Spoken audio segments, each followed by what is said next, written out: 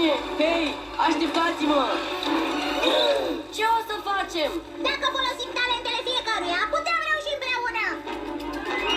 Tobias, ce faci? Rezolv problema cu bani. Bine, banii nu rezolvăm ce problemă? Ba da, dacă ai destui. Stai, o rezolv eu. Anais, spune ceva deștept. Bine, eliminăm particulele toxice din fum. Creăm un sistem de filtrare folosit. Bun, Rosalan. Dar eficient.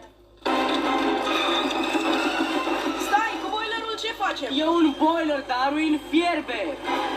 Hai, aproape am ajuns. Fata mea! Nu face griji, te ajut eu! Sigur, proprietățile de vindecare ale plantelor. Nu! S-ar putea să nu supraviețuiască, dar măcar arată